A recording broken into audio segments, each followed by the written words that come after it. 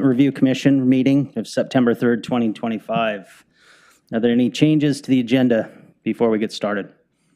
Yes, Chair. Johanna Hasty, Planning Manager for the City of Lake Oswego. I just really quickly want to take this opportunity to formally introduce our consulting attorney, Christopher Crane. He is going to be filling in for the City Attorney's Office as for the DRC and for the Planning Commission to provide guidance on legal procedures. So feel free to ask him any questions that you might have, like you would have our previous Deputy City Attorney, Evan Boone. Mr. Crane has a ton of experience with land use law and also has worked very closely with jurisdictions. So is very familiar with all the proceedings and all of our codes and everything like that. So please welcome Mr. Crane. Welcome, Mr. Crane. Thank you. Good evening. It's nice to be here. Okay, I also want to remind the commissioners to make sure their mics are turned on before speaking. Can staff please call the roll? Yes. Chair Lindstrom? Present. Vice Chair Leake? Present. Commissioner Dews? Here. Commissioner Sangri? Here. Commissioner Mino? Here. Commissioner Salunke? Councilor Wendland? Here. And Commissioner Bates is excused absence this evening. Thank you. So let's get into item number 3. I'd like to invite Councilor Wendland to share an update on City Council activities. Great. Chair Lindstrom, thank you very much. DRC, good to see you all again. It's been a kind of a quick summer for everybody.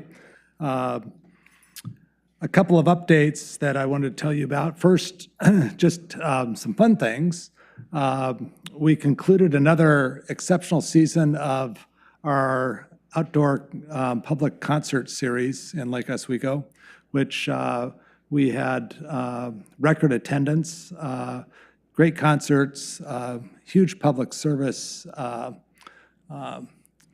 plus for our residents, but we also get a lot of people outside of Lake Oswego to come and enjoy the wonderful camaraderie of what a concert is in the outside. And we appreciate the Westlake community putting up with the noise and the traffic. So we thank them, but it's overall great results.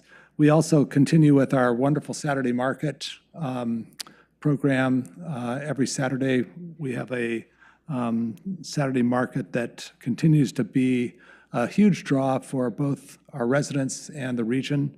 And we were able to get a sponsor to extend it for 3 weeks this year. So we're going well into October. So I'm not sure what the produce will be at that point, but I will say that we're going to have lots of vendors that are going to continue to come. As far as council business, there's a couple things that you should know since I last reported. One of the things that, while it's somewhat bureaucratic, it's still very important in our quest to get a new sewer treatment plant. We've been working on this project since I've been on council for over 6 years.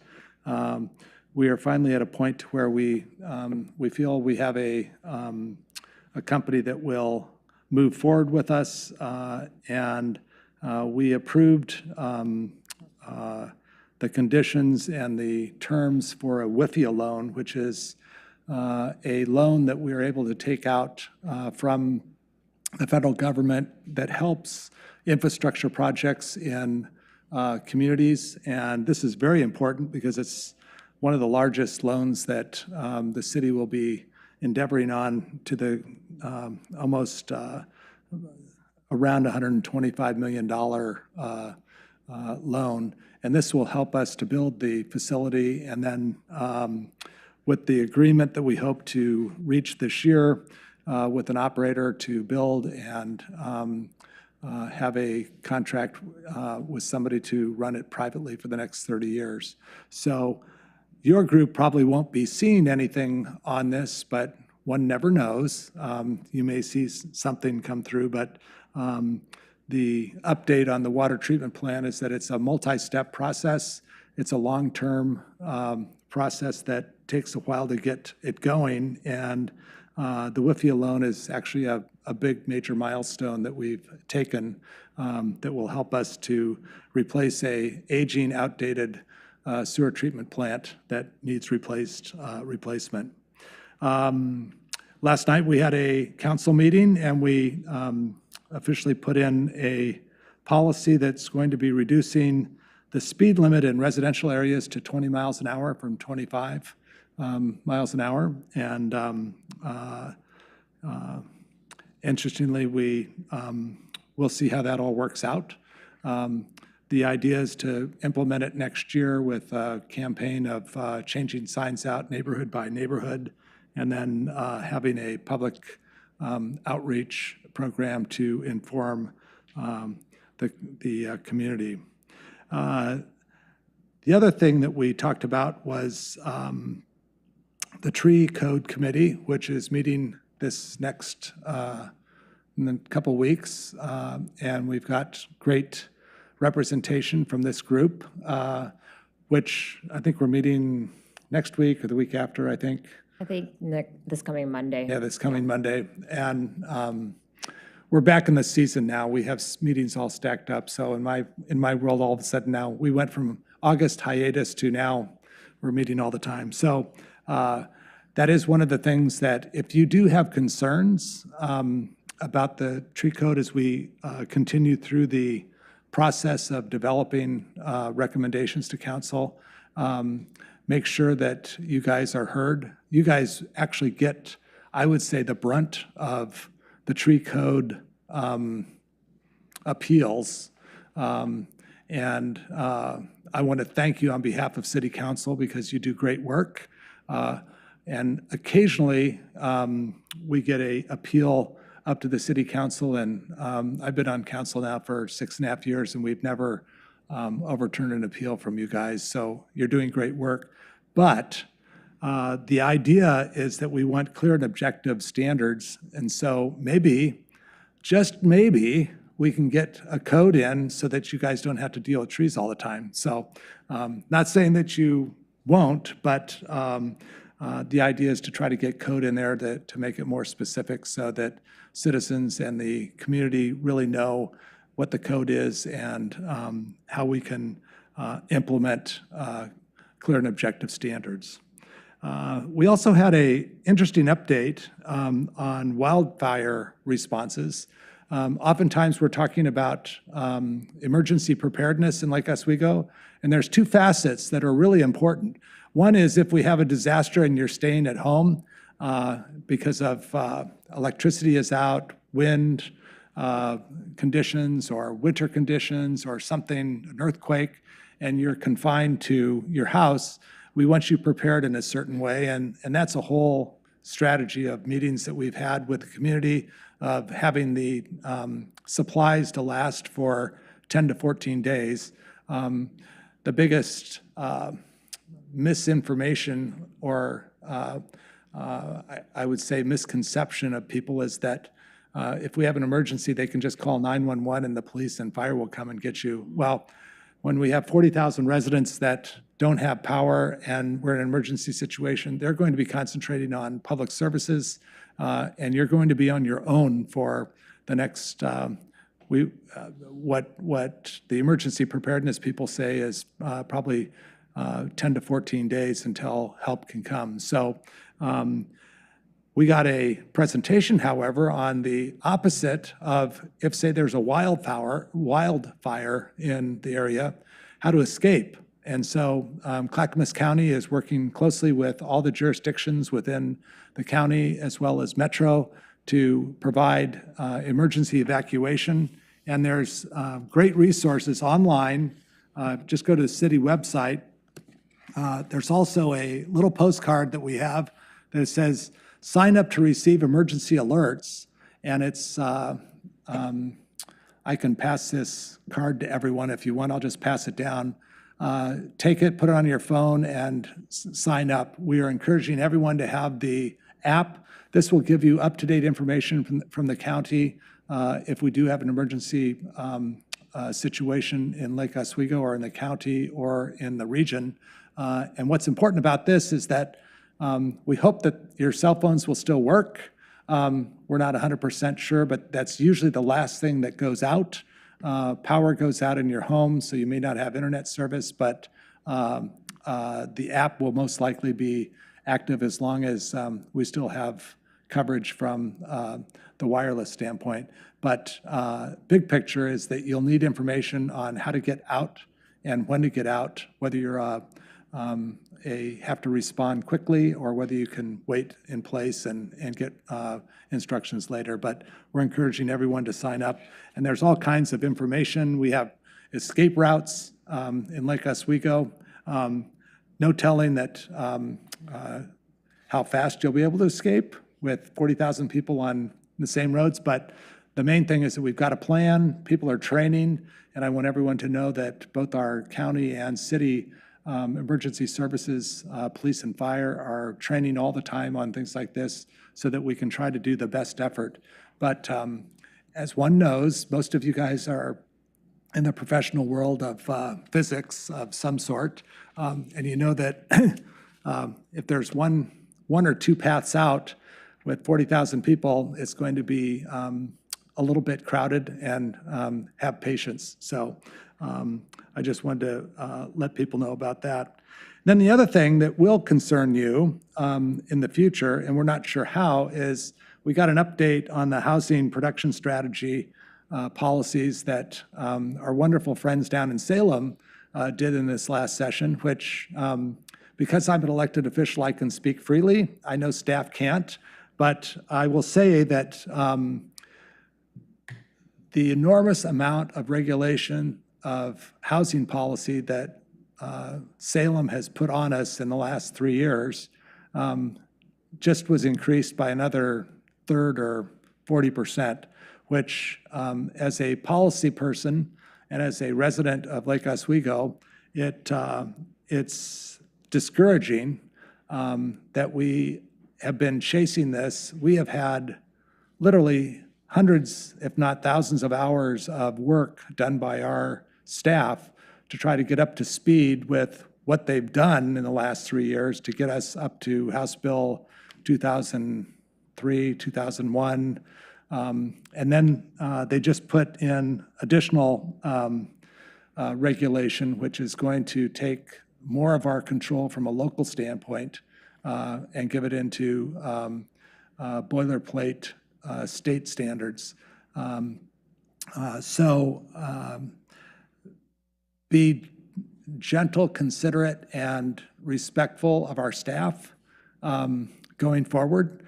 They're going to have to digest a tremendous amount of information and figure out how in the heck we're supposed to deal with that as a community, as a DRC, as a city council, and more importantly, as a community that feels like we have something special here in Lake Oswego. Not that I think every community feels that way.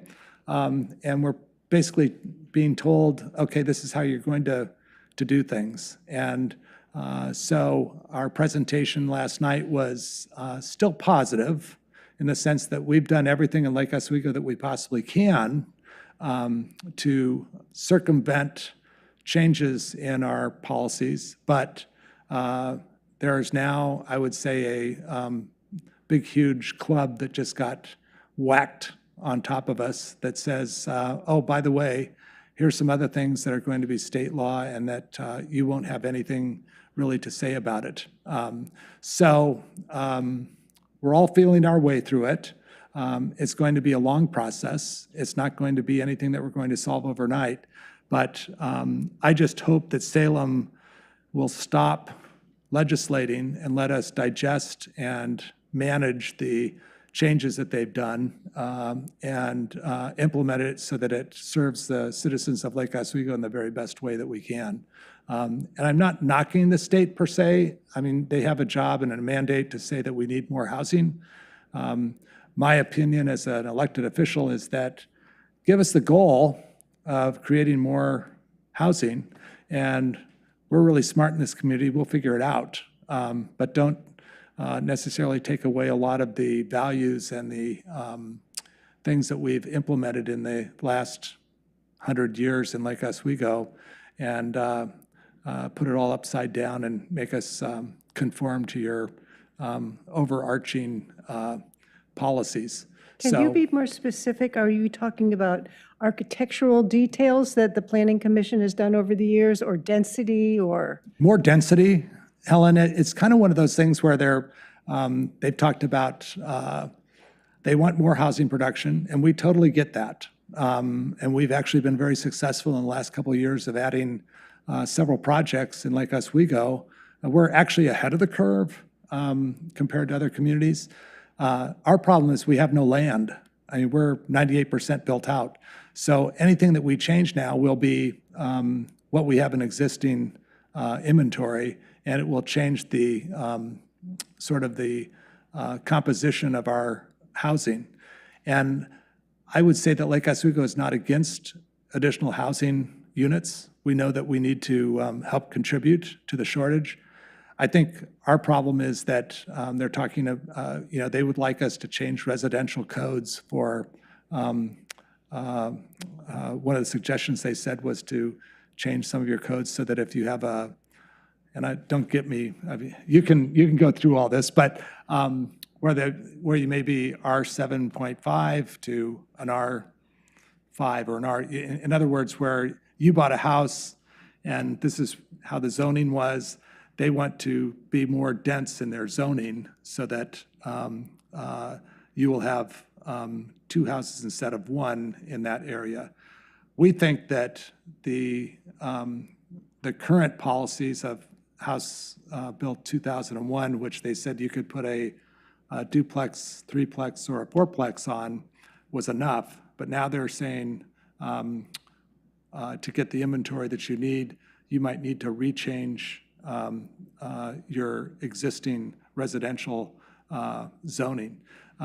We think that we can change it from a commercial standpoint, commercial zoning, where we can say, hey, like we did the wonderful project down in Cruz Way where they approached us and said, hey, you know what, there's this lot. We have commercial buildings everywhere else. We would like to build a wonderful apartment building that would add housing.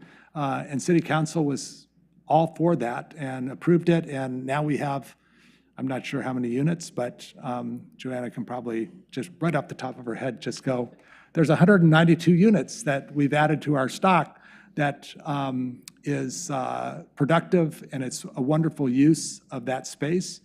But we would rather have it be Lake Oswego making those decisions. And so we're looking at it from a macro level to look at our industrial and commercial spaces, to maybe convert some zoning so that we could add residential instead of, I would say last night, the people that were sitting in your chairs, which is the City Council, was very adamant saying, don't touch the residential zoning.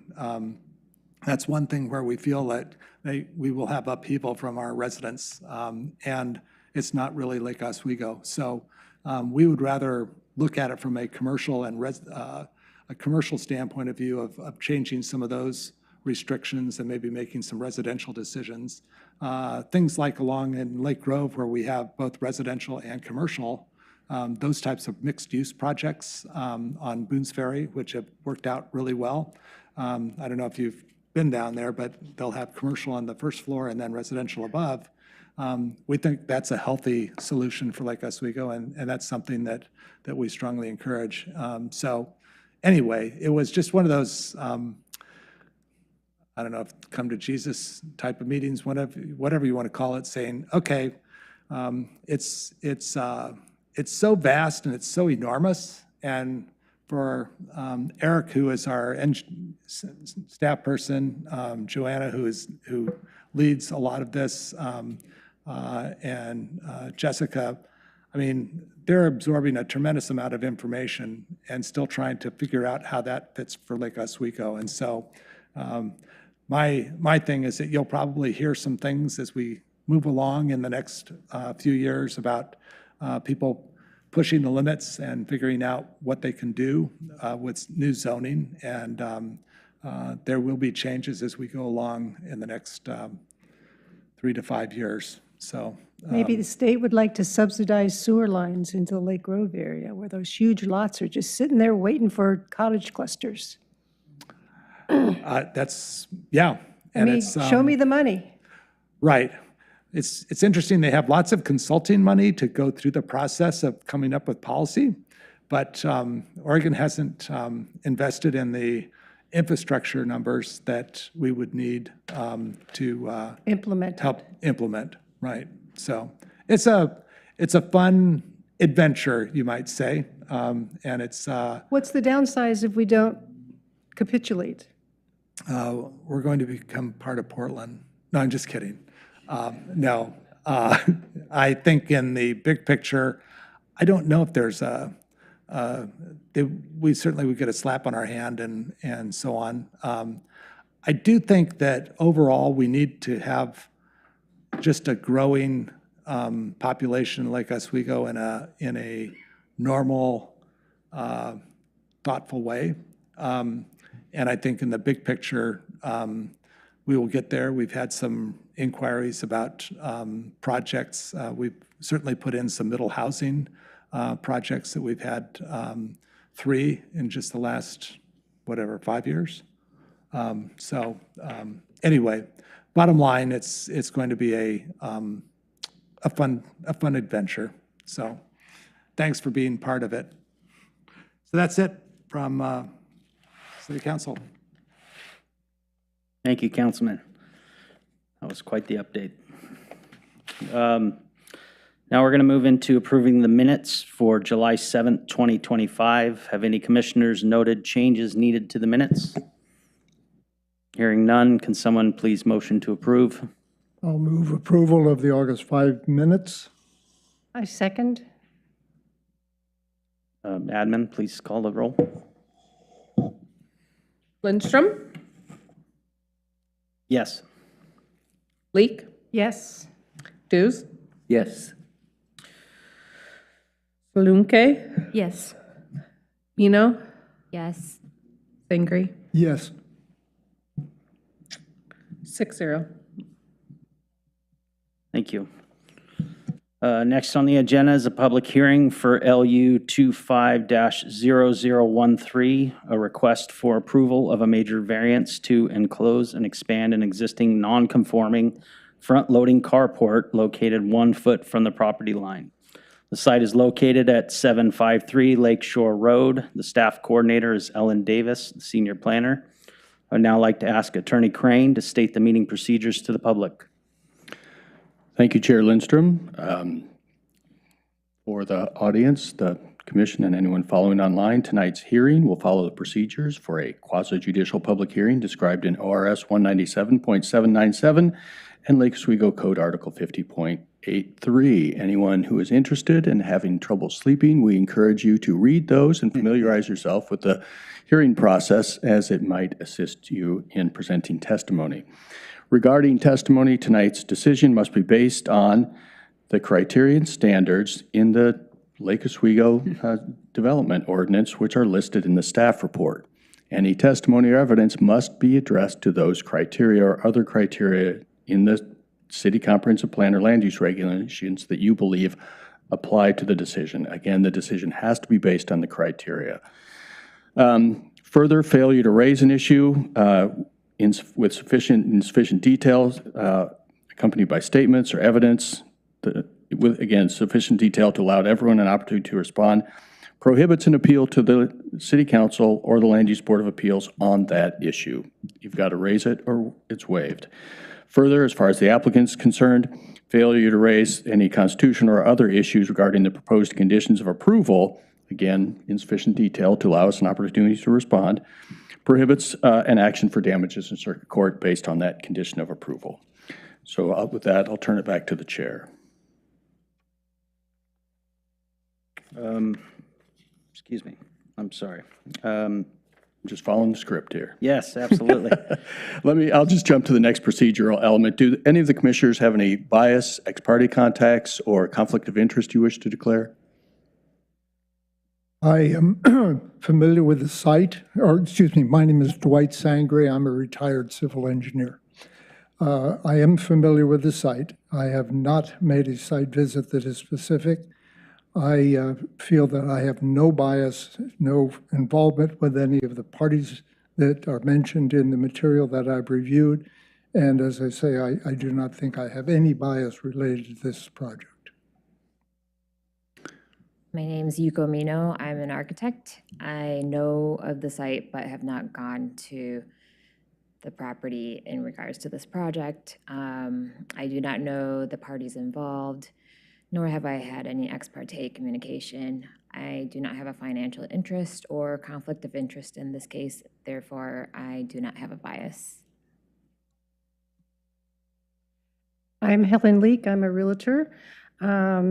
I know where the site is. I have not visited it. I have no financial interest in it. I do not know the parties who are involved in the project, and I do not have any conflict of interest nor bias.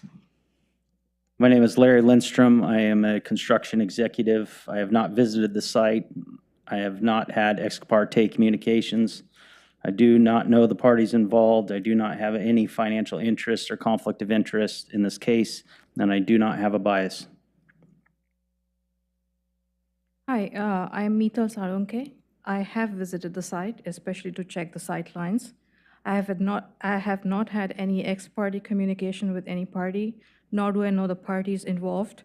I do not have any financial interest or conflict of interest in this case, nor do I have a bias to declare, and I'm a landscape architect by profession.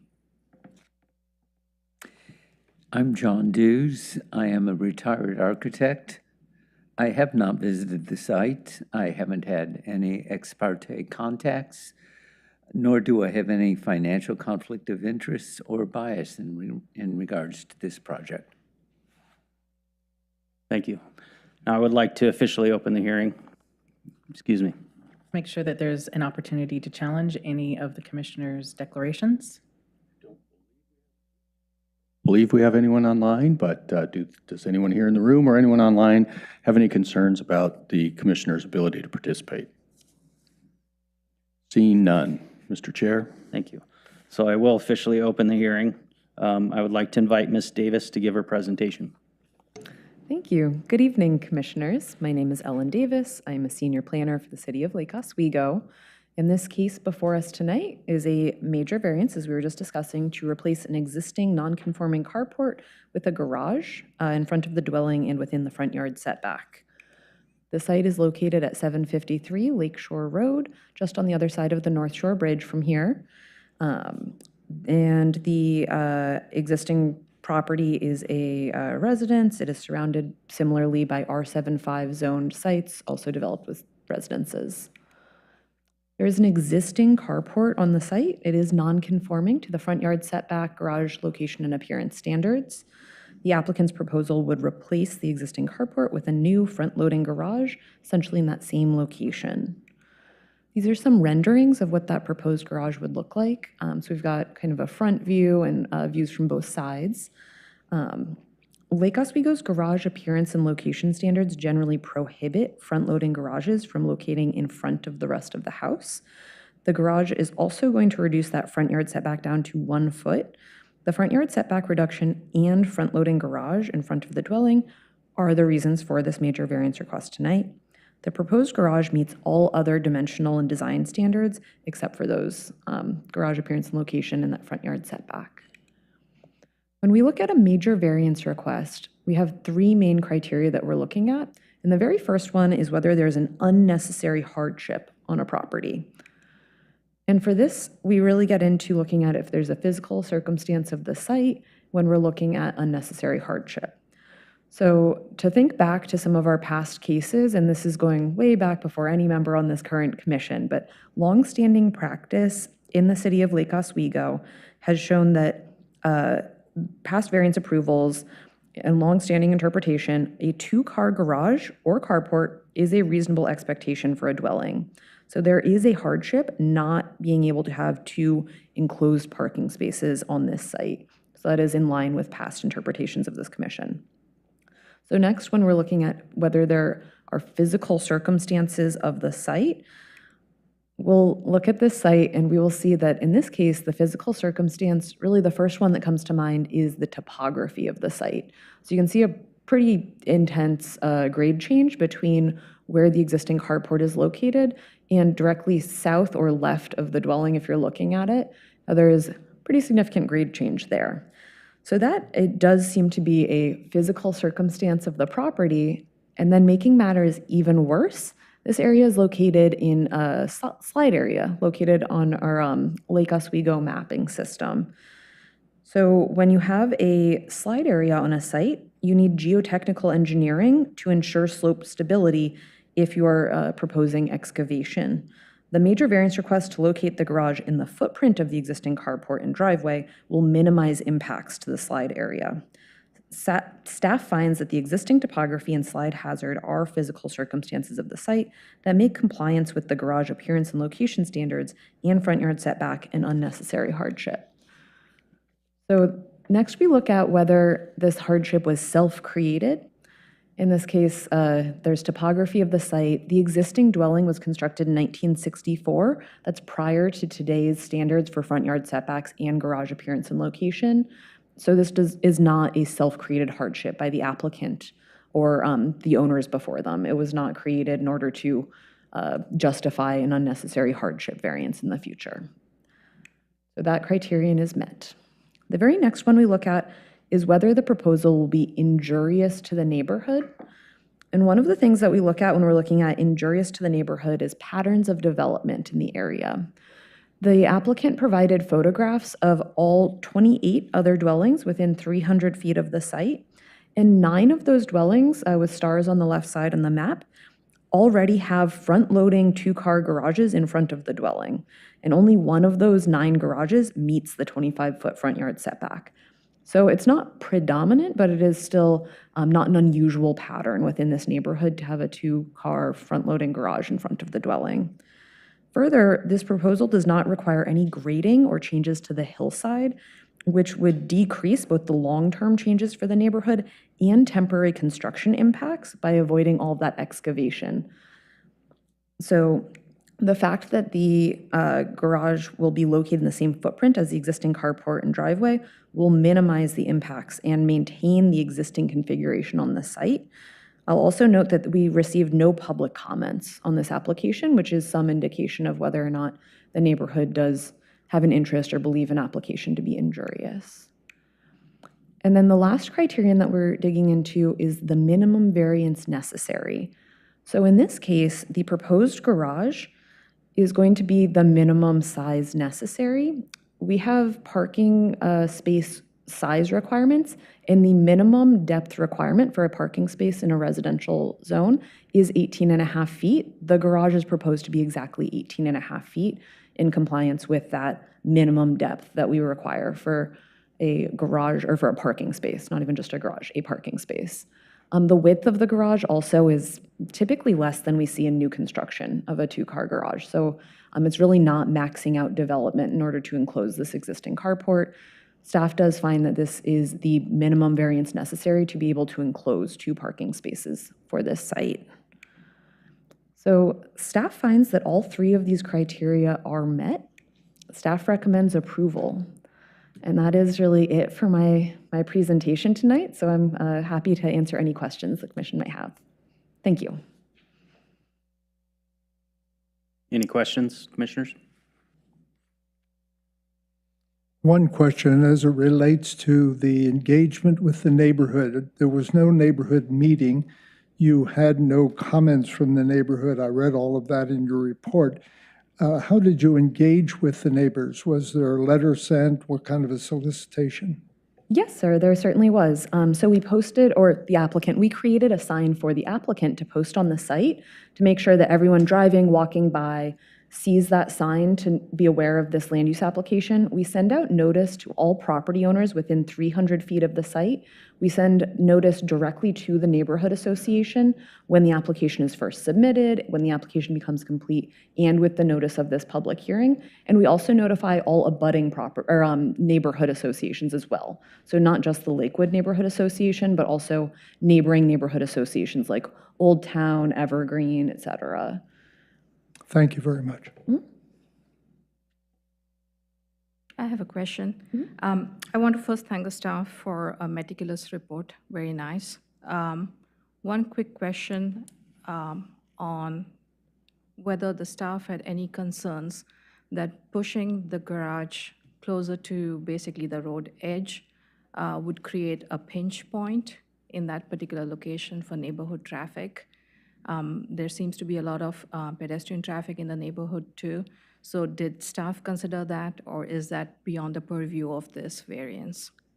So we looked at the construction of this garage closer to the street more from a site distance in AASHTO, American Association of State Highway Transportation Officials. That one. So our traffic engineer, our engineering colleague, did review all the materials. The applicant did provide a site distance analysis.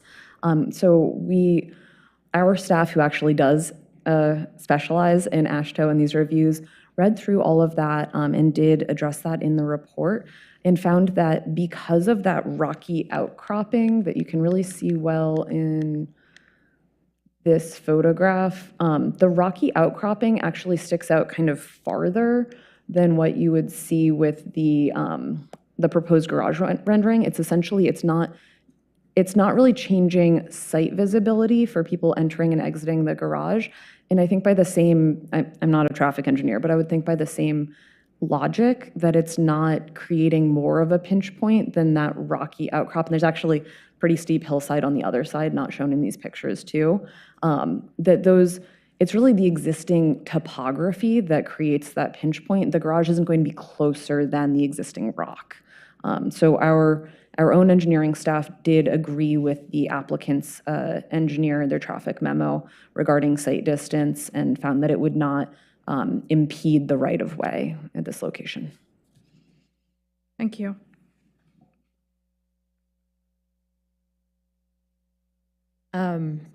I was looking at the traffic engineering report, and I was wondering if there was, it's usually about car sight lines and everything, but I didn't really see too much about,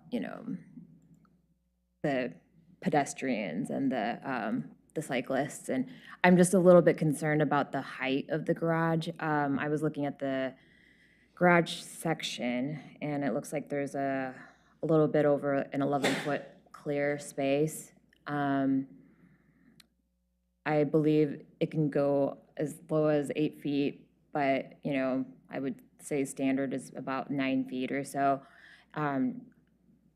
Was there any consideration as to lowering the roof line of the garage to help with the sight lines? I'm just afraid that, with the higher roof, which is, it looks like it's a couple of feet higher than the rock wall. If there's a child in a bike or something, can't really see a car that's coming in the other direction. And so that's just something that I'm concerned about, in my opinion. Yeah, so our site distance, so our standards that our engineering colleagues are looking at are primarily addressing site distance as opposed to pedestrian-specific discussion. I haven't had that pedestrian-specific site issue come up on any of my cases. I'm not certain if that is typically a criteria that we're dealing in.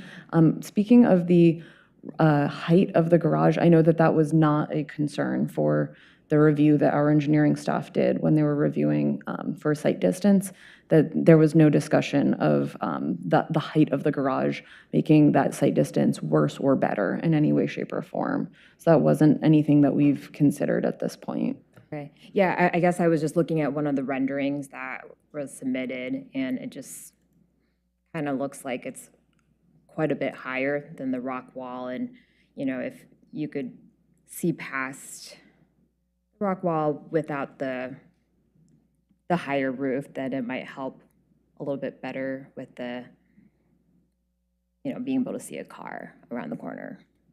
But I think this question also could be referred to the applicant, and Yeah, their I guess we consultant, can just to see if that discuss, question, yeah. has been looked at. I would say from my perspective as a planning manager, you know, what we have are the applicable standards, and as Ellen has said, you know, we look at site distance as the regulatory matter. I would say that on these narrow lots, anecdotally, or narrow streets, I would say, with like curves and lots of obstructions, anecdotally, I think that actually, if engineering staff was here, they would say that that actually does slow traffic and makes people more aware. It's kind of weird to think of, but the more open it is, the faster people go and the less safe it is. So in this case, I wouldn't say that I would be more worried if it was a lower roof, adding to potential angles of obstruction from the human level, from the human eye level. And in this case, because it is a narrow road, it does have a curve, there are obstacles already. It's not, from the engineering perspective, making it worse than what is existing. No one's screaming down Lakeshore Road. And now our speed limit is 20.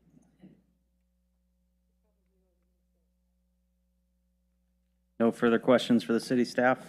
Okay, we'll make our way into the applicant's testimony. There's 3 lights up on the table. As we move into this, I'm just letting you know that a yellow light represents 30 seconds. Red light is time up. Flashing red light is 30 seconds or more over the time limit. I also want to note that the applicant has up to 20 minutes, not including questions from the commission. And now I will ask Mr. Crane to outline the public testimony process. Thank you, Chair Lindstrom. Following the applicant's presentation, we will hear, for the order of testimony will be first anyone who wants to testify in favor of the application, followed by anyone who's opposed to the application, and then close with anyone who is neither in favor nor opposed, might be a neutral. You might be allowed, we'll allow up to 5 minutes per person, groups, neighborhoods, associations, up to 10 minutes. These time limits do not include questions from the commission. So we will track the time from up here. And then after all of the testimony, if necessary, or if you want, the applicant is entitled to a final rebuttal. Hi, my name's Donnie Schmidt. I am the owner's representative, the architect involved in this project. And thank you so much for the opportunity to speak on behalf of this project today. Staff did an outstanding job of kind of coalescing our narrative and our presentation much better than I certainly could have. Is it not on? Oh, sorry. Make sure your mic is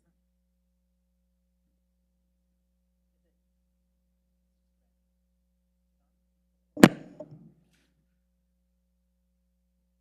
Should I commence again? Hi, thank you for having me. My name's Donnie Schmidt. I'm the owner's rep, the architect on this project. Appreciate the opportunity to present the project to you today. I would say, though, that staff has done an outstanding job of more eloquently stating things than we tried to do in our narrative. Obviously, from a design perspective, we put forth what we believe to be a sensitive design solution, given all of the significant parameters around the design. In this case, kind of highlighted by all the things that Ellen had mentioned specific to the site with the topography, the rock wall.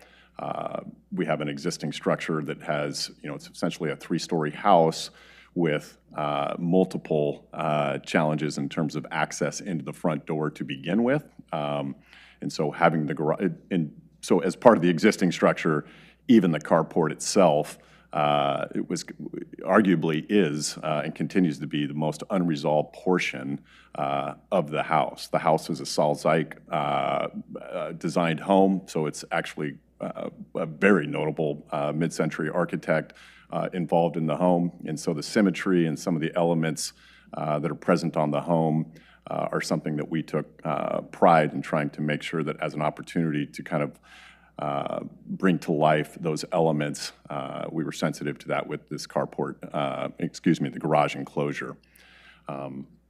There were a couple points that were high. So from a design perspective, I think the only thing that probably wasn't touched on today was just the sensitivity in the design to answer Ms. Mino, your comment earlier about, I thought Johanna did an excellent job of addressing that, in fact, from an AASHTO and a traffic engineer's perspective, actually the presence of the garage provides a further safety element to it, that it's a visual cue that something is there, whereas in the current condition, where the cars are kind of sneakily, so to speak, parked behind that rock wall, there's no cue that something's coming and going from that spot. The only thing that would give that away is just the fact that the rock walls are curved. And so it is counterintuitive of a sense that by creating physical mass, but because that mass is a garage, the height of the garage, it gives some warning. Unfortunately, although you could argue that this is still a very pedestrian-oriented road, the reality is, as the street exists today, there are no sidewalks. It is inherently, like many streets in Lake Oswego that are lakefront properties, pedestrian access is challenging. This site, maybe more so, and I've designed and been fortunate to be a part of many homes in Lake Oswego. This one would certainly be up towards the top in terms of a challenging access siteway and so forth, in terms of how you're going to address both coming and going, pedestrian access, sight lines, and so forth. But the one thing that probably wasn't addressed, I guess, was just the idea, or just the sensitivity in the design and the great care to try to create what we think is ultimately going to complete this elevation. That front elevation, as it was before, kind of just felt like an afterthought. It is a large concrete wall with limited carport coverage. It was part of a remodel addition that was done several years ago, and this kind of continues to balance. The garage is set symmetrically, as was the original architect's design intent for the composition of the home. About it.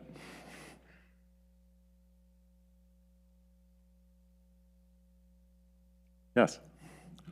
Where is the front door? Well, believe it or not, the house shares an access easement as you look at the front elevation to the left. As part of the garage enclosure, you can see there's an epay fence that's just to the right. There is a small enclosure that is just underneath the upper two-story volume that provides a secondary kind of garage utilitary access, so to speak. But the front door itself is a very navigable access. It's part of a separate, not really driveway, but access driveway, small non-parking stall. In fact, that image to the right lower, you can see there's a small little pathway, the lower, right there. And there's a little stair that goes up and gets you to a very nondiscrete front door. It's part of the charm of the property, though, I have to say. There's a kind of inspired Japanese mid-century modern feel to it. Like going through a garden to get to it. Thank you. I just wanted to say that I appreciated all the drawings that you had submitted, especially, the elevations of like the present elevation and then the proposed, just so that we could see the difference.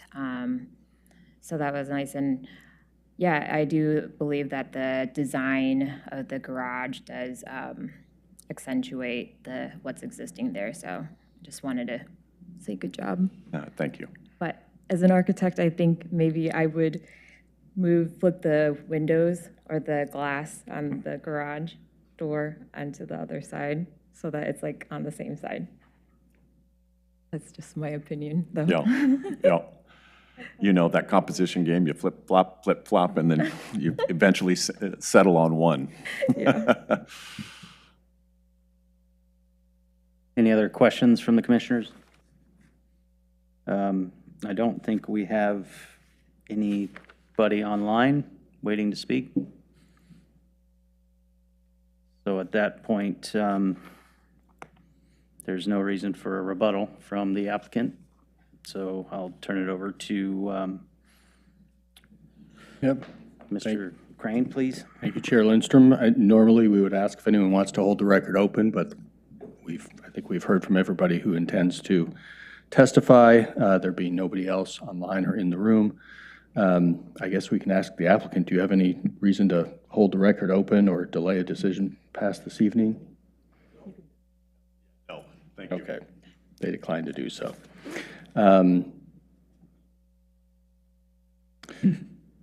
So the other thing then is the applicant gets a final 7 days to submit a final written argument. Do you want to do that, or would you rather waive that? Thank you. Okay, with that, then there is no, you can close the record. There's no further testimony or evidence to be submitted. Okay, thank you. So now we'll move into deliberations. The public hearing is now closed and the DRC will begin its deliberations. No public comment is permitted during deliberations. So that is deliberates on whether we leave the record open and for how long or continue the hearing. Actually, no, you can go straight into deliberations regarding the public hearing request before you. Okay. Does any commissioners have any comments or questions or anything? I do, and I feel like I'm coming back to this and looping back to what Commissioner Mino said, but I wasn't convinced with the sight lines expressed in the report, and that's why I made the site visit. And from the site visit, it's very clear that sight lines are not a problem. If the garage is pushed to the location that it would be pushed. My concern, especially after the visit, was how tight of a space that would be, because the other side, as you have mentioned, is also a graded slope. Given that in that stretch, you know, it was kind of enhanced by the fact that while I was driving, there was a car coming on the opposite side, and there were two kids walking down the street, and they actually jumped into the carport space to make space for themselves. Given that there is no right-of-way and there's really no pedestrian access, maybe it's beyond the scope of this variance, but if it is possible, you know, pedestrian safety is something that I think should be considered. And if the staff can help me understand better how that would work in this case, that would be helpful. So, do you mind? Okay. But the major question before you is the request for the major variances to the front yard setback and to the garage appearance and location standards. Within that request, there are 3 criteria. I think probably the one that would be most relevant to your question would be the injurious to the neighborhood.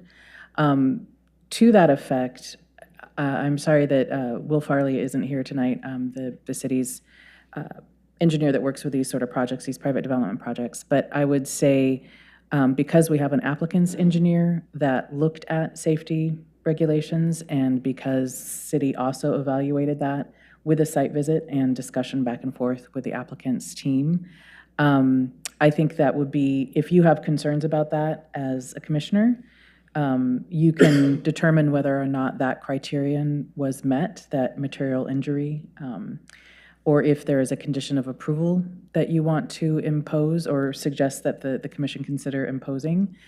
If there is an additional condition of approval, then we do need to provide time for the applicant to respond to that. So we'd be back in, you know, discussing whether or not to leave the record open, continue this hearing tonight.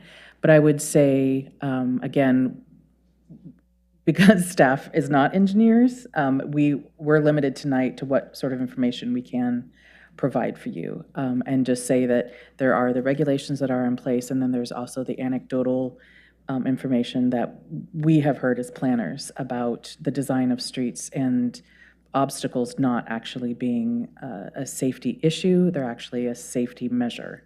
And I know it's like the applicant said, it's counterintuitive. But again, we don't have anything in the regulations that specifically speak to pedestrian safety for this type of application. Okay, I understand. Thank you for the clarification. And one thing that I take away from your comments and response is that staff did consider that as a part of their traffic study. So that helps address that concern to a certain extent. Thank you.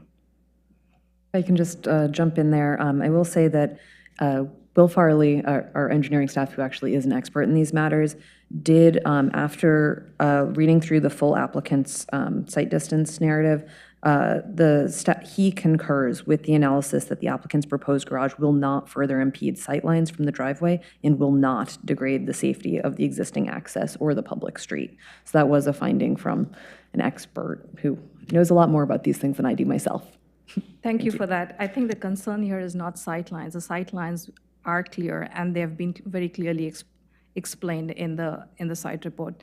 The concern so much is basically lack of physical space for pedestrians. That's not before us as an issue. Yeah, so here. that's what I understand. And if you have those issues, go to the traffic engineer and ask them to widen the street, but that's not what we're here to do. Okay, all right. I would say, just to clarify the Vice Chair Leake's comment, is it's an interesting situation when you have existing conditions and they're inadequate.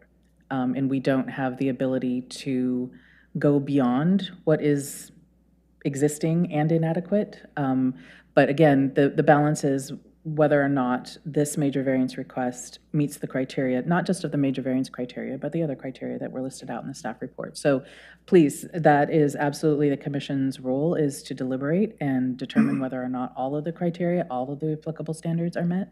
So I would welcome discourse on that, and would Senior Planner Davis and I can answer any questions. Thank you. I would just like to also mention that none of the neighbors protested, had an issue with it. And if you wanted to widen that street or make it more pedestrian safe, you'd get a lot of pushback, because that's the character of this neighborhood. They don't want a bike path. They don't want a sidewalk. This is a cottage neighborhood unto itself. And to do what you're talking about would take that character away. So I think what they're doing is totally within reason. They've met the criteria, and we're getting in the weeds. Yeah, I would add a comment that as a member of this commission for some time, I appreciate the thoroughness, the detail that staff has put into this. They clearly addressed what we must address, which is, does this conform or not conform to our codes? And I, for one, think they demonstrated that this in every way is consistent with our codes. We may well want to change the architecture. We may well want to widen the street. We may well want to do this, but that is not the issue that we're here to judge. And so I, for one, am going to enthusiastically vote to approve the recommendation of staff. And I have to agree with you. I think the staff report has meticulously addressed what the code is and whether the application meets the requirements. And I think that at least my comments are not regarding whether the application meets that, but trying to get clarification on, was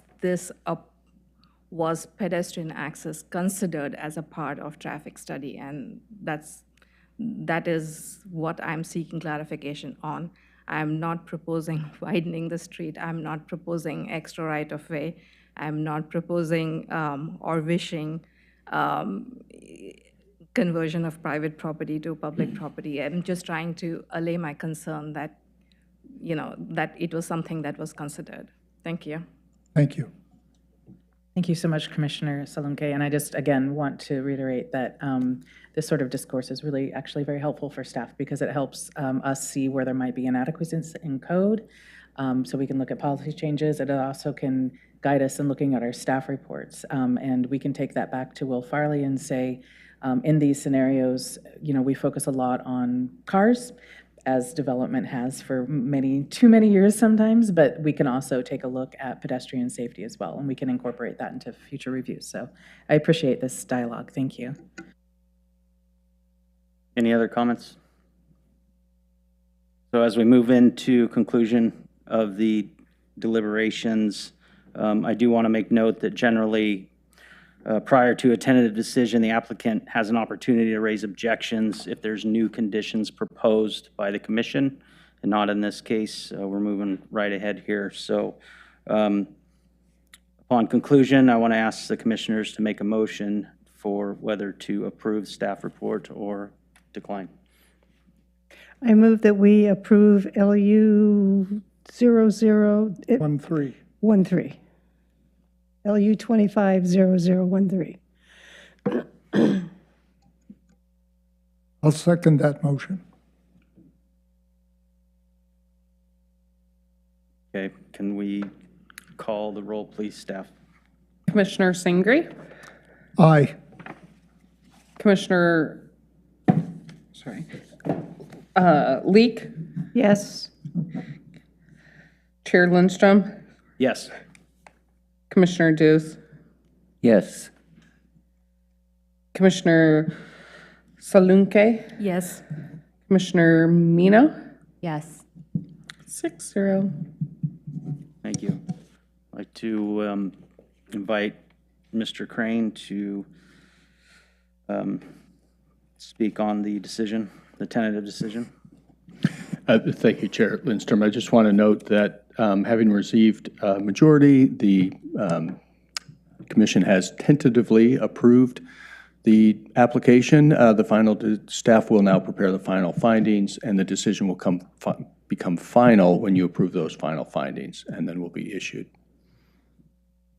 Thank you. So the date for adoption of findings would be September 15th, and we can talk about the format and time of that meeting once we move into the management update. Thank you. Okay, thank you very much. Now we're moving to item number 6, it's schedule review and management update. Thank you, Chair. So like we do, thank you. Like we did talk about, we have the opportunity to look at a Zoom format for the next DRC meeting to adopt the findings, and we can also consider, the commission consider a different time, typically 6 p.m. We don't have any other hearings scheduled for that date, so I would turn that over to commission to see if you want to change it to our Zoom 6 p.m. format. And for that, I am also. Absolutely, I think it's unanimous aye from the commission. No. We will be back on Monday evenings, correct? Wednesday was Yes. just to fill in for the Labor Day weekend. Exactly, yes. So September 15th is a Monday, and we'll meet at 6 p.m. online, and we will have the findings available for you the Friday before. So that would be September 12th, I believe. Do you have anything in the hopper for down the road? We do. I will, I'll move into that in the management update. No actual decision, or, hearing dates yet, but we do have another major variance, we have a subdivision, we have a preschool in the Lake Grove Village Center overlay. We have a number of projects coming your way, but they are all incomplete at this time. And I will let you know as soon as possible, and also Mr. Crane, as soon as possible, to make sure that we have a quorum and availability. Because 2 of us are going to be gone for a while. Oh, yeah, if you would let Kat Kluge and I know when you are out of office. Our quorum is 4 commissioners, so hopefully we can accommodate travel for everyone without impeding any sort of public hearing schedule. But we'll work on that once we get closer to those dates. I want to give just a couple of updates, try to stay high level because Councilor Wendland also did touch on those, and I don't want to go too far in the weeds again. One is that, yes, there are state mandates coming at us. They have come at us. They're going to keep coming at us. One of them that I have worked closely on is Senate Bill 1537, which you may have seen referred to here and there. The part that I worked on is something called a mandatory adjustment. The state took a look at local regulations and said that there were impediments to needed housing, that local jurisdictions were going too far with the regulations that they were imposing on dimensional standards and some design standards, and so they imposed what they called a mandatory adjustment process. And this was just a requirement that each city approve a certain scope of variance to address these issues, and there's 27 different ones. And the council directed staff to pursue an exemption because that was part of this process. The exemption was based on whether or not the city could prove that they had a local adjustment path that met these, that was a pathway provided for all of those design and dimensional standards and met the scope of it. And I would, if you want to torture yourself, you could read my 60-page exhaustive, comprehensive analysis. It's a lot, and I have to say I really respect HAPO, the Housing Accountability and Production Office, for their staff dedication in reading through that, not just for the city of Lake Oswego, but a lot of local jurisdictions. We did get approval of that exemption. It comes with conditions, and there are a number of issues that we, there are 3 issues in particular where we don't quite meet their local pathway requirements. So I'm going to be working with council and presenting it in the middle of this month, just getting directions from them on that. But overall, we did get exemption, so we are still, like Councilor Wendland said, we are still in, I will say, home rule for the most part on those. And it was a good process for me because we do have a lot of regulations, and they are kind of confusing. And again, if you want to see what the scope of that is, there is posted on the website all of the different ways that we regulate just for these 27 issues. That's not considering all of the other design and dimensional standards that we, and development standards that we have in place. So not a unfair assessment of our local practice, but which direction we go in is obviously not an easy path to figure out. Anyway, moving on. I was going to do an update on the tree code task force, but I think Councilor Wendland did an adequate job of that. They're basically in the public engagement and public outreach phase. Same with the Foothills Master Plan. They have a consultant on board. The consultant's name is First 40 Feet, I believe. They're a local consulting firm. And they are also within the public engagement, public outreach determination phase. And I think those are the major things that are coming. There's also, staff is working on council direction to do a kind of overall code audit in terms of barriers to housing and barriers to economic development. It's just one other way that we are looking at and evaluating our code. We have not heard yet whether or not we're getting the Metro grant to pursue that. And as soon as we do, then we'll move into finding the consultant and starting that public engagement outreach as well. So again, just bringing this forward to your attention because really important for you to review the staff reports coming to you. The standards, like depending on how long you guys last, all of you individually last on the commission, the standards are going to be shifting quite a bit in response to both council directives and from the state. But we will do our best in our reports to make sure that you know when a standard has changed or when a local standard is superseded. We'll put all of that in there, and we'll be available as always to answer any questions that you might have about that. So, any questions, any other updates that you would like to have tonight? I was wondering if there are any updates on the South Shore Fire Station. Oh, Ellen is actually the project planner for them, so. Not really, actually. I've heard radio silence for a little while. So I actually don't have any new updates. Yeah, they came and talked to staff. We had, I think, a number of people in the room, different departments, and so we were talking about the zoning issues and adequacy of right-of-way and how to design the building to be adequate for fire and tree removal impacts and public pathways. There were a number of issues that after the pre-application conference, actually have not had a pre-application. So we're sort of in that internal discussion phase, trying to get some clarity on that. Do we have money for it? Oh, I think that is a good question for the city council. I think there's going to be a bond for it. I'm not, I haven't looked, and since I don't have to deal with money, I don't really pay attention to that part of it. But yeah, I'm going to assume with a public infrastructure like that, that there'll have to be a funding discussion. Any other questions, comments? Okay, so the last item on the list is number 7. So before we move into adjournment, I want to thank the applicant for the patience with the process, and thank Councilor Wendland for his continued involvement with the commission. It's been nice to get those reports. Definitely want to thank the city staff for their diligence with all their reports. It's awesome. Makes our job a lot easier up here. And then I also want to thank the commissioners for volunteering their time and doing what you do here with the Development Review Commission. So with that, I'll adjourn the meeting. Thank you so much.